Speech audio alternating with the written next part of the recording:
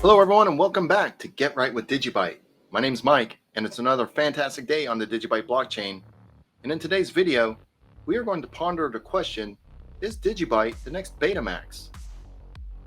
Now, this is a phrase that has come up from time to time over the years while I've been involved with DigiByte.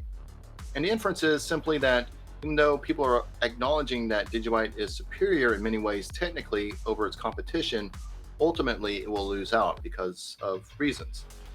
But I think that it would be a very good thing if DigiByte were to become the next Betamax for a few reasons, which we'll get into in just a few minutes. And we'll also talk about what Betamax was, what they were trying to do, and ultimately what happened in the end. But before we begin, please make sure you like, subscribe, share, and follow all things DigiByte, including our channel right here, DigiCorp Labs. And if you're on Twitter, go ahead and follow at DGMV_show. So in the mid to late 70s, Sony had released the Betamax. And this was a game changer for the television viewing industry. Because, this was years before the internet came into fruition. And this was while cable TV was still in its infancy. If you wanted to consume content, there were really only two ways to do it, either watching films, and in order to do so, you had to go to the theater while the film was released, or watch TV. And there was basically only 3 networks at the time, plus PBS. And if you wanted to watch a show, you had to be home at the exact date and time that that show was broadcast. And if you missed it, then you were really just out of luck. You might be able to catch it over the summer repeats, but again, it required you to be home and watch it at the time that it was airing. And with Betamax, it allowed what is known as time shifting. So now the audience could record the show and watch it at a later date and time, watch it at their leisure. And this really upended the entertainment industry at the time. In fact, Universal Studios took Sony to court and sued them for copyright infringement. And ultimately, it went to the Supreme Court of the United States. And in a split 5-4 decision, the court ruled in favor of Sony, largely because the technology allowed for recordings of non-copyrighted material. And so they gave Sony a pass, essentially, which I think was a good thing. Ultimately, it allowed the entertainment industry to grow further. The concept of home entertainment really took off. All your DVD industry and of course, the Blu-ray and now the streaming services all started back with Sony's release of the Betamax.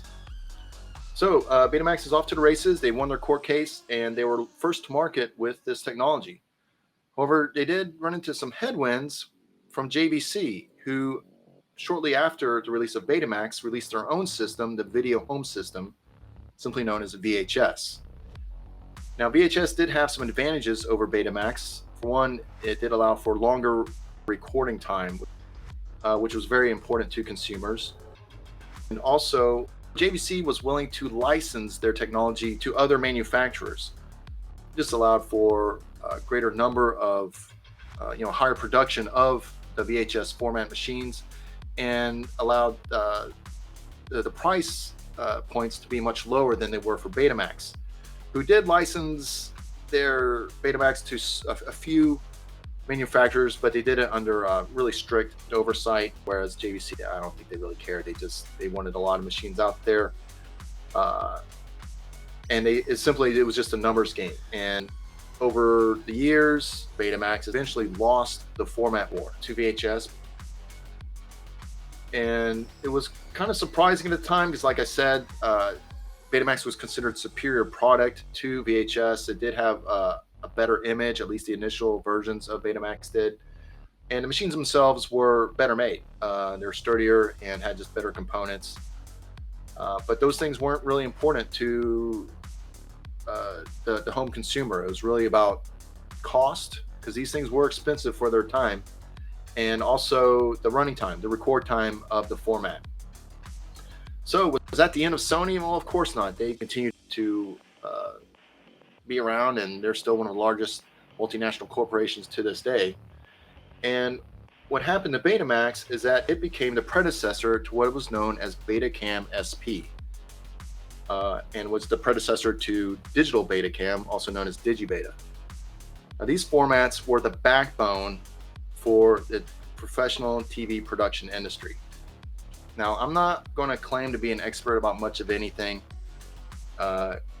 especially in these times, given the absolute state of things. But I do have direct personal experience with this, because back in 1999, I accepted an entry-level position for a tape librarian for Fox Broadcasting Company in the on-air promotions department. Now, this department, our responsibility was to essentially create short-form content that promoted the primetime shows: The Simpsons, Beverly Hills 90210, The X-Files, a number of shows you probably never heard of because they got canceled immediately. Unfortunately, that happens quite a bit. But the point is, 95% of the tapes that came into our department were Beta SPs and DigiBytes, like 95%. And the other 5%, maybe a VHS or some other format.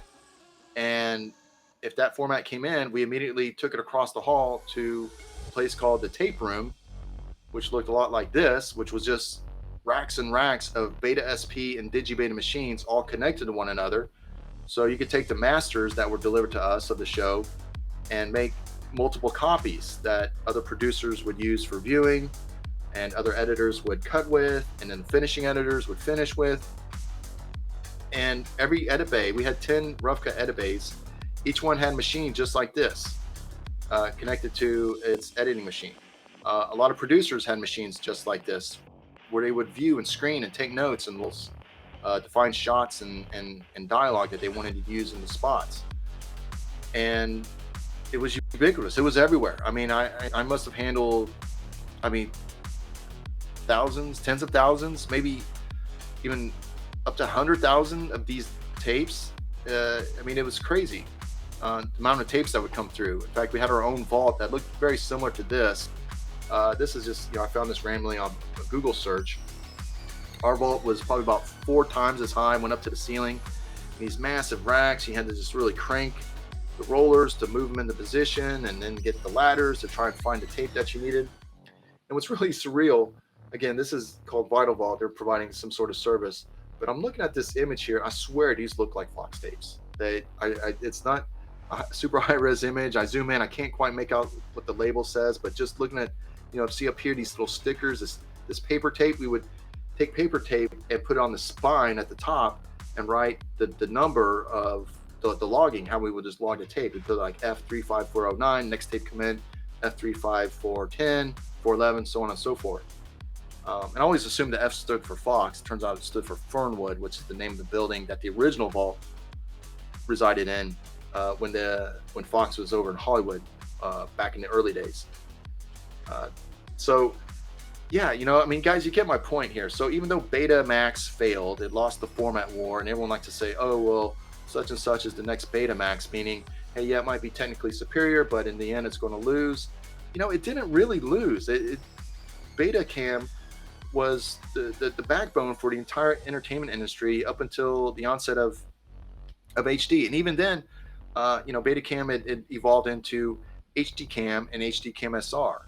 And even now that everything is file based, now it's XD Cam.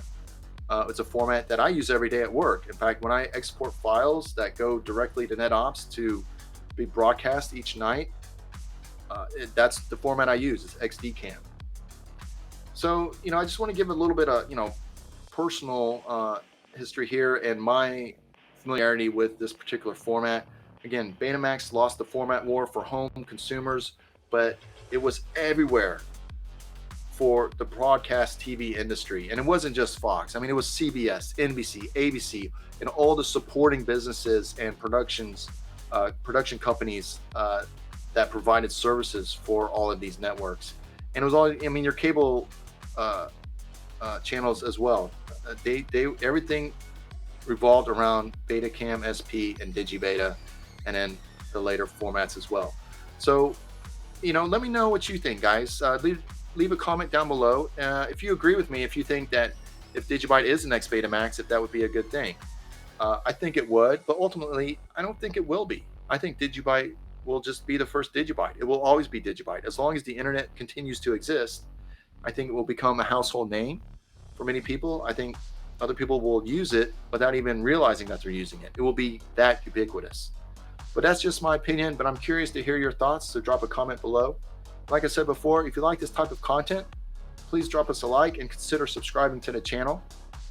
And thank you for watching, and we'll see you in the next video. Remember, if you're not right with DigiByte, then you're doing it wrong.